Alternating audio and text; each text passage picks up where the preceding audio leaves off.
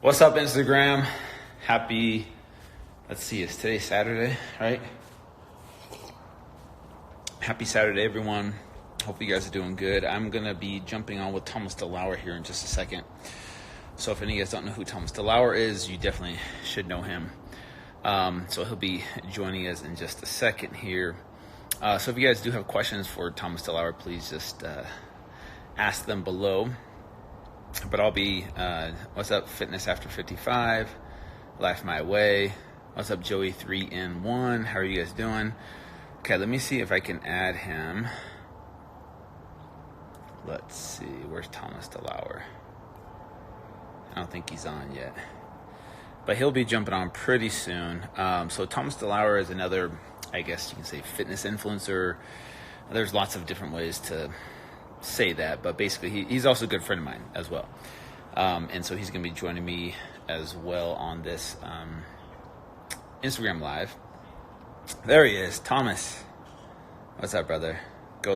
All right, let's see if this works.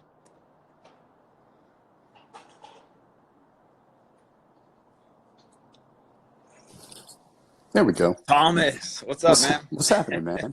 Where are you at? I'm in a place called Utah.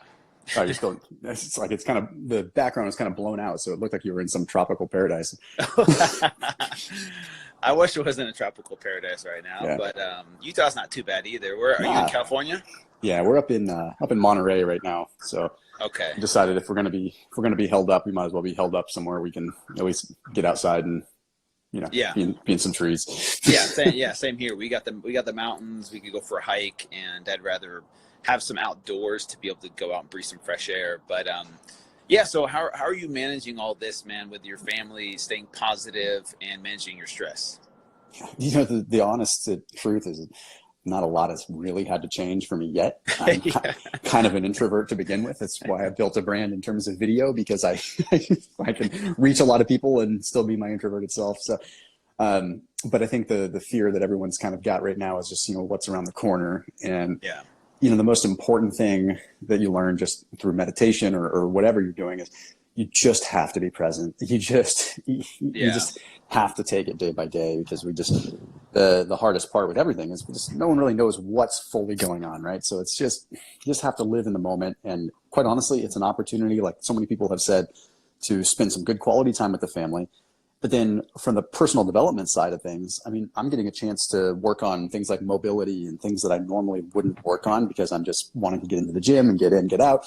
So, hey, what do you know? I'm actually stretching. I'm actually rolling out. I'm actually doing the things that I'm supposed to be doing. So, and just getting outside as much as I possibly can, even if it's just out, the backyard, just keeping it simple. Yeah. Do you live in a pretty open place, or do you have like a lot of the suburbs?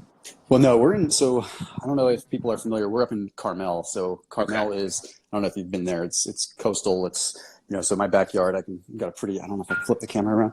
Yeah. Kind of got this in my backyard, which is just, it's nice and pretty out there. So I can just go and kind of hang out. Nothing crazy, but it's just allows me to be able to just, I don't know, do what I'm doing. Now the house is kind of in shambles because we're remodeling it. So the house is nothing great right now, but it's just a nice place to be. I think I saw you do a post that you're kind of, you're also looking into doing more cardio. What's that?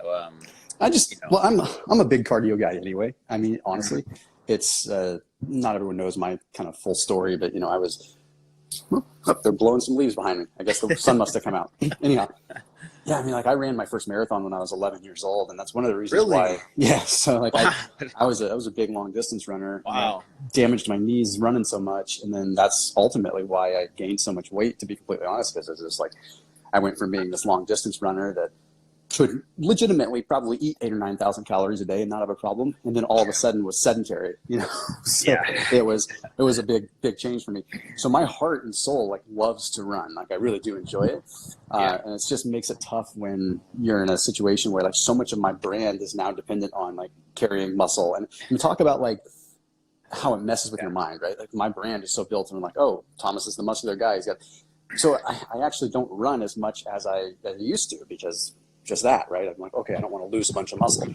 But then a year or so ago, I started running a little bit more and getting my cardio back in, and I noticed, hey, wait a minute, my progress is actually better. So that was just my post today talking about this is giving me an opportunity. Can you hear me okay? I know there's blowing leaves behind me, but. No, I can't hear that at all. You sound Okay, loud cool. and clear. Yep, you're Perfect. good. Okay, cool. It's distracting to me, so I was hoping it wasn't distracting. It's all good. Yeah, so, this is an opportunity for me to do a little bit more cardio, and I noticed, well, immediately my strength goes up, and I don't know, there's a lot of biological things that are probably going on in terms of mitochondrial density and things like that, but I don't know, personally, I'm kind of an anomaly in the sort of meathead world where I like my cardio, and obviously you've been doing a ton of cardio right now, so. Yeah, training for a 100-mile race is so tough mentally and physically. Like it's like I'm not a natural runner. I tell people I only ran when I got in trouble during football practice when they would punish you, they'd make you run. Yeah. That's the only time I ran because they would force you to. But it's really interesting. Now I'm 39, definitely very old. Trying to train for a long distance is so hard, and then also maintain muscle mass. Like I've built a lot of muscle over the years, which kind of is a disadvantage when you're running long distance. Yep, and so to maintain that, I'm having to eat like 4,000, 5,000 calories just to maintain. And that's just, it's I've given up probably a good 10 pounds of muscle. But at the same time, this is the interesting thing about you. You started out an endurance runner, then you became overweight, which a lot of people don't know about. So you were, 100 pounds heavier than you are now? Yeah, more than that. Yeah, I was pushing 300, so I was like 290. Were you lifting weights at all back then, or was it just pure Yeah, I was. fat? Okay, I was, so for sure. And like I'm there's no denying that at all. I don't try to hide that. Like there's definitely what had happened was I got out of running and I was like, well, screw this. I can't run. So I might as well try to put on some muscle. So I put on, so started going to the gym, started hitting the weights. Like, okay, I'm going to try to put on. So I put on a good 10, 15 pounds, nice and clean. Right.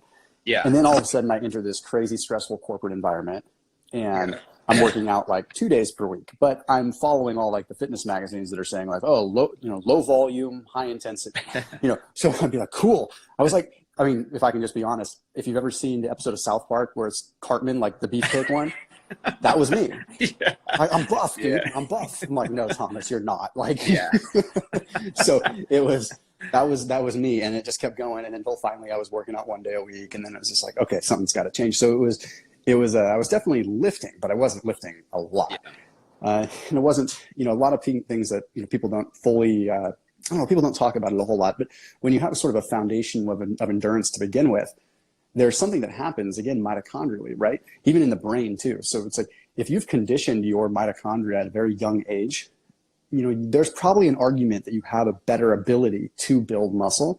Yeah. So genetically, I probably had the ability to build muscle pretty easily, but it still didn't make it any easier to lose weight. That's for sure. Yeah, definitely. Has this, the coronavirus pandemic changed your business at all? Has it affected your business, or are you still going about day to day? Everything's the same for you business wise? Well, business wise, for the most part, it stayed the same. So some people know about my channel. We're usually filmed 3 months in advance. So I do that for multiple reasons. One reason just being that if I were to get laid up or get sick or get an injury or something, I want the channel to continue on. I can't have it just living by me day by day. But additionally, just any other kind of situation like this, just being able to have a bank of videos. So that's always very, very important. However, no one really wants to talk about intermittent fasting right now, right? That's not so we noticed immediately when this started going down that views tanked 80, 90%. I mean, just terrible, right? Wow. And when a lot of your business is based upon not necessarily views, but traffic, people being, seeing you and getting the information from you, that's very important. I've got a pretty big team of employees that are counting on me right now. And I don't want to be like one of these businesses that are having to lay people off right now and do whatever I can to keep them fed. So we said, you know what, let's pivot really quick. Got a little tripod for my iPhone. I filmed as much content as I could and I Dropboxed it over to my editors and I said, let's clean this up and let's make it cool and let's just get some relevant content out right now. But quite frankly, people just aren't cruising looking for health content the way they normally are. They're looking for people, they're scared right now, and rightfully so. It's like they're grasping at straws for whatever kind of immune boosting stuff. And I don't want to be one of those guys that's just out putting cattywampus immune stuff out there. I'll talk about what I know about, but What about you? How's it affecting you? That's a good question. It's pretty similar, like you said, day to day. It's pretty, producing content, making sure I'm on top of my Insta stories, my posts, things like that. But also it's forcing me to be more creative. Like, all right, like you said, not everyone's interested in okay, keto program, or like you said, intermittent fasting, but what are some more relevant content? And that's what I liked about you recently did a video about your meal plan on a budget. So maybe if you don't mind like teasing people what that's about, and like what kind of foods are you eating during this time when you're on lockdown. That'd be kind of cool to talk about. For sure. The video that literally went live a couple hours ago on YouTube. So it's up on YouTube now. It's the most recent video, just my quarantine meal plan. It's like, but the biggest thing that I wanted to be cognizant of is budget for people right now. It's just, doesn't matter. Like, okay, depending on where you live, some places still have food on the shelves. Okay, so that's not the total end of the world right now. Some places it's worse than others. But I think the bigger focus that's on people's minds right now is like, okay, well, I'm going to save what I have and not spend a lot of money right now. So I'm thinking, okay, well, I'm in the same boat. I'm going to do whatever I can to make sure that I'm very, very conservative financially. So I'm reusing things that are in my pantry that I normally might just, forget about. So that whole meal plan was based upon like, okay, how do we utilize those cans of tuna? How do we utilize those chopsticks? How do we utilize these things? Get a little bit more creative with them, but also make something positive out of a really terrible thing. Like, because right now we don't have any variables, right? Right now we have no excuses. Like normally we have the ability to be like, oh, I've got this dinner function. Oh, I've got to go out with my family. Right now, sorry, but you've got nothing but just time and the ability to craft an amazing plan for yourself. Yeah, honestly, I think it's forcing a lot of creativity because we're having to adapt to a new environment. Like normally when I wake up, it's like, all right, I got to wake up at this time to get my kids to school, at this time to get to the gym, at this time to produce this content. Like my day was so structured. Now it's like, all right, now I don't have that same structure, and it's forcing me to be like, all right, what can I do today? It's a little bit different. That's more relevant. That's more value based, because that's the thing is like, I think there are people out there trying to make money, trying to sell stuff. But I like people like you as well. That's just like, hey, we're just here. We're all in this together. Like, what's a way we can give back? All right. Yep. So I like that type of content that you're producing.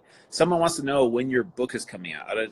Is that something that's happening or what? People keep asking. No, well, so I do have a Mediterranean keto cookbook that's coming out, but that's and that's going to probably come out in the fall. I'm a co-author on it because I'm just working on it with some of my friends over at Oxford University. So it's going to be kind of a scientific kind of cookbook.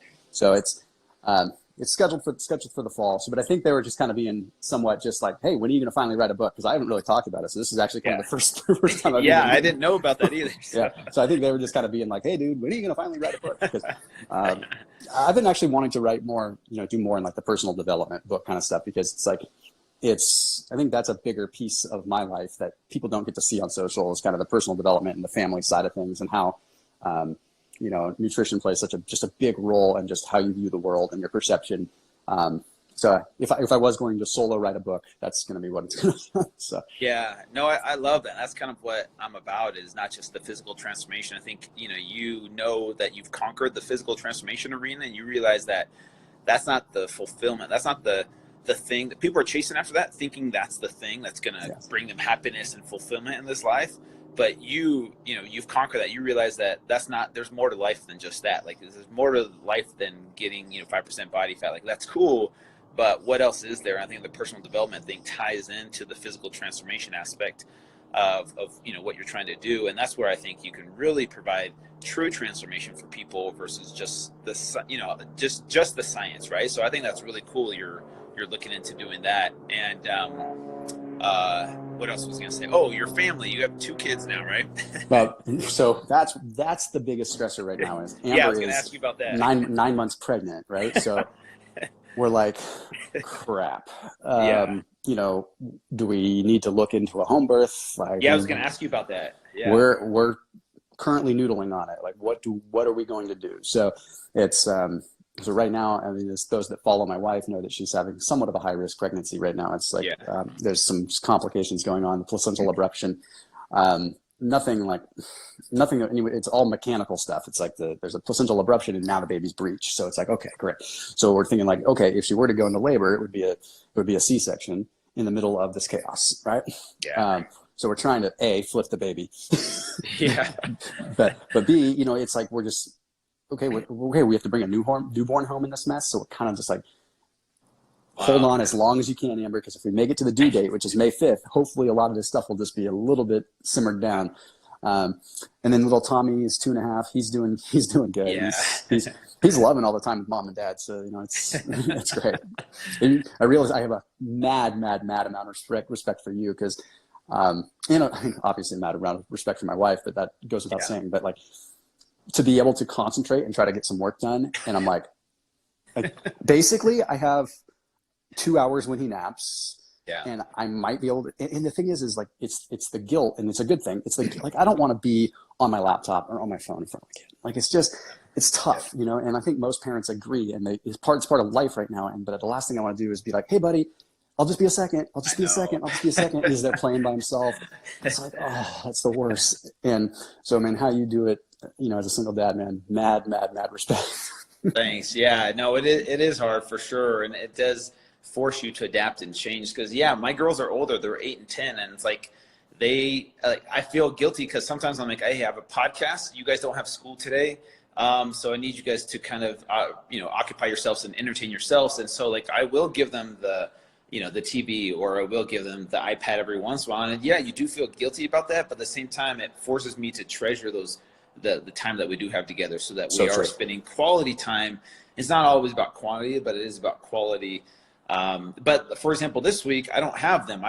So like I think you did a funny post about how many, or your floors better be cleaned by the end of this. Like I've cleaned my house 3 times. I've organized my house. Like it's like I'm running out of things to do, so, but next week when I get them back, it's like, all right, okay, what are we going to do to stay, positive? What are we going to do to stay entertained? Because I don't want to just be on my screen all day and have them on their screen. It's like, hey, we're going to go outside. We're going to go for a walk. We're going to get some exercise in, try to provide some structure, do some crafts. Like I have girls, and so it's like they, they're not into like doing guy stuff all the time, or, they want to like, paint nails. And so sometimes they got to play that role, and it's fun though, I feel very blessed, but anyways, we got a lot of people on. Oh, that was the other thing I want to say, Thomas, is that a lot of people are like, oh, I didn't know you guys were friends. I'm like, like we're not enemies. We're not competitors either. Like I don't have an ego. You don't have an ego. Like a lot of people just assume that because you have your brand and I have my brand. And it's like,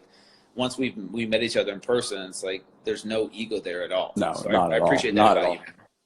Oh, for sure. Ditto. I mean, it's like, again, the industry in general has such a tendency to be very myopic with how, and I think for the most part, the big leaders in the keto community and the fasting community all understand that you rise tide, all ships rise. That's the biggest thing. Right? If you help one another lift up, we're all after the same thing. And it comes down to it, people just want to learn what they want to learn from a different voice, right? So people might come to you for a completely different side of the story than they come to me for. And that's the beauty of this whole thing. It's like people don't just have to subscribe to one way of thought and one person. And I don't know. So it's totally appreciate that about you too. And it's not like some of these other health communities that are out there that are just so myopic and it's just so negative all the time. You just want to, I don't know, positivity is the name of the game. And there's more than enough information to go around for everybody. Yeah. Julie Freed says, wouldn't it be funny if you two did an ice cream flavor challenge? We're working on that. Yep, so stay tuned. Yep. Hopefully it'll happen, but who knows with everything that's going on. For sure. I know, right? Yeah, exactly. Might end up just being flavored ice, and we just have to make it ourselves. We just crush some ice in our own kitchens. You gotta come up with the ingredients from your pantry. Yeah, I was gonna say no one's gonna really want like sardines and chomps flavored chomps. That would be a funny little challenge. Get creative with your food storage flavored ice cream, but that'd be awesome. Anyways, Thomas, I want to let you get back to your family, but I just want to appreciate you coming on, and that's why I wanted to do these Instagram lives, was just to kind of get the positive mindset out there, letting people know that we're not alone, even though we are isolated. We're all in this together. We all will get through this together, and just kind of, provide some positivity. Because if you turn on like the news, it's just going to be negativity. Yeah. The world's going to end, panic, fear, anxiety, worry. So I'm grateful that you kind of, joined me for this. Yeah, man, you're so dead on. It's, if you do get out, you go for a run, or you do get out, you go for a walk around the block, all of a sudden you realize that there is contrast to what you're just constantly seeing just in the media right now. And right, wrong, wherever you stand on the whole situation, it doesn't change the fact that if you are just held up in your house and you have one avenue of information coming at you all the time, that's how it's going to shape your mind. You need to get outside. You need to look at the sun. You need to look at the birds. You need to smell the flowers, because there is a contrast to this. And that's what's going to give us, just the understanding and the fortitude to know that we're all going to get through this. It's temporary, and there may be a ripple effect. There may not. The point is that live in the present and don't just be glued to one stream of media. It's so true, man. I do believe we have the choice to choose our perception of the situation. We can't change the situation, but we can either look at this as a blessing and a positive thing instead of a curse and a negative thing. In my opinion, you can make something of it, you grow from it, and see it as an opportunity rather than a curse or a negative thing that we're going through. So anyways, once again, let's get back to your family. Thank you all for joining us. We appreciate you guys. Stay positive out there, stay safe, wash your hands,